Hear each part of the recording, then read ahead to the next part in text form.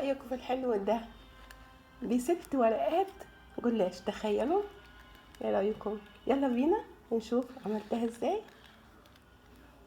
السلام عليكم. النهارده هنعمل حاجة كده خفيفة وسهلة وبسيطة قوي. عندي كام ورقة كده جلاش، كانت فايضة عندي من كنت حاجة عملتها، اللي هي حلاوتهم اللي كنت عملتها. وبعدين هنقوم محضرين الحشوة بتاعتها. شوية سكر مع قرفة، شوية اي حاجة تفرميها. اي حاجة، اي مكسرات، فول سوداني، اي حاجة. شوية زبيب اذا كان عندك. شوية سمنة سايحة. بس كده. عندي هنا حوالي 6 ورقات، 6 ورقات بس. هنعمل بيهم حاجة حلوة قوي وسهلة واقتصادية وجميلة.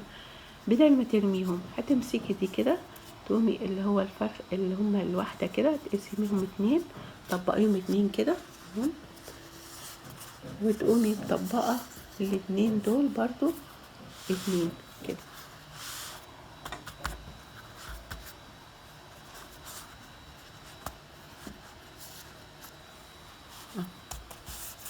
وبعدين هتجيبي المقص وتقومي قصة من هنا ومن هنا، اصبح عندك ايه الطبقات دي. هنقص كده اهي. طبعا المقص ده نضيف وانا معقمه. نقصهم كده، هقصهم وارجع لكم تاني. نجيب القطعه كده ونجيب شويه فرشه كده بحبه سمنه، ونقوم ايه دهنينها بسيط قوي كده. عندك زيت ممكن تحط سمنه على زيت، بس لازم يبقى ايه يعني حاجه بسيطه قوي كده. هندهن دي كده. خلاص كده خلصنا. ونقوم جايبين بقى الحشو هنيجي نحطها مثلا كده اهي، ونحط مثلا زبيب كده عليه كده واحدة كده، ونقوم قافلينها زي السمبوسة كده.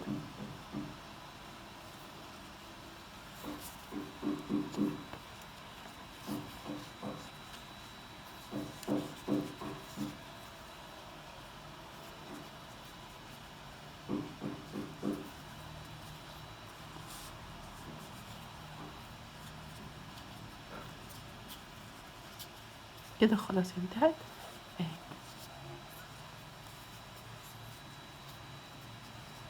بس كده، ونحطها هنكمل بقى الكمية، وما اكملها ارجع لكم عشان الفيديو مبقاش طويل. هنفرد الورقة كده، ندهنها برضو كده سمنة. انا مش عايزة اطول الفيديو، عايزة اعمله بسرعة. هي سهلة جدا مفيهاش اي مشكلة. فرشة كده، واي حشوات عندك حطيها، حتى لو كان مثلا عندك كنافة حمريها واحشي بيها، حلوة قوي بتبقى حلوة. بس انا عنديش بصراحة. حط بقى الحشوة كده على الطرف كده، ونلفها كده، نلفها روب كده.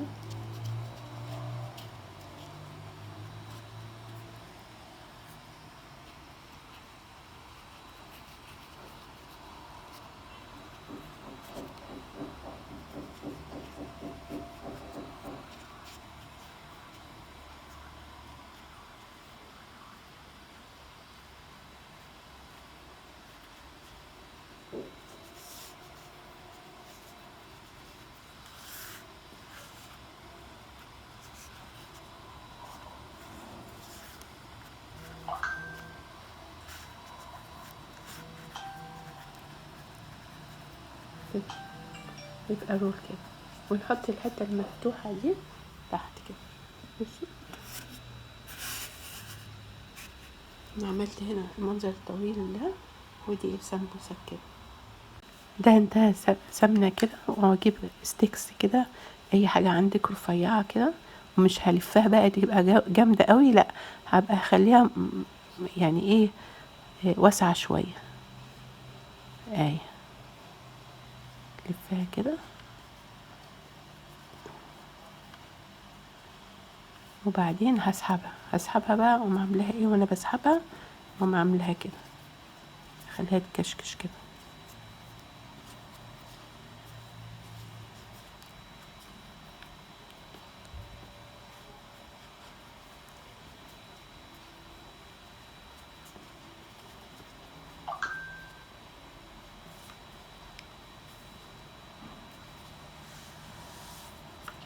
واقوم عاملاها كده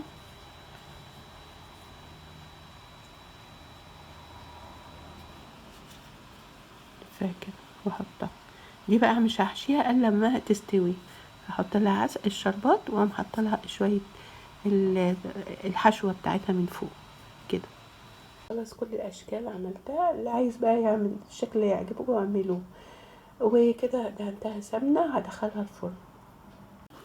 وهنا بعد ما خلصت اهي طلعت من الفرن، اخدت ربع ساعه اهي. هنا بقى هحط الشربات دلوقتي. احط الشربات بقى كده، طبعا تقيل. كوبايتين سكر على كوبايه ميه على نص ليمونه كده. دول بقى طبعا دول هحط لهم دلوقتي الحشوه بتاعتهم كده.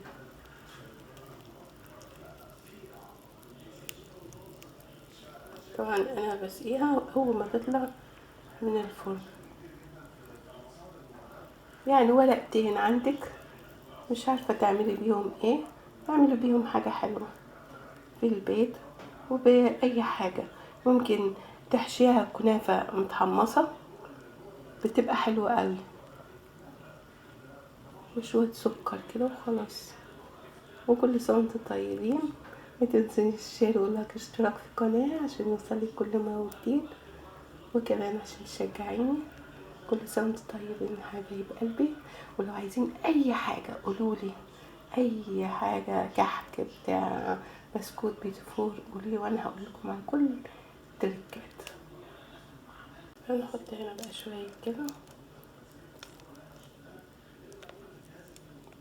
زي الحاجات اللي احنا بنشتريها من بره، زينه بقى كده خلاص. كان الشكل النهائي بتاعهم، ايه رأيكم؟ يلا تنسوا الشير واللايك والاشتراك في القناة عشان يوصلك كل ما هو جديد. السلام عليكم، مع فيديو تاني.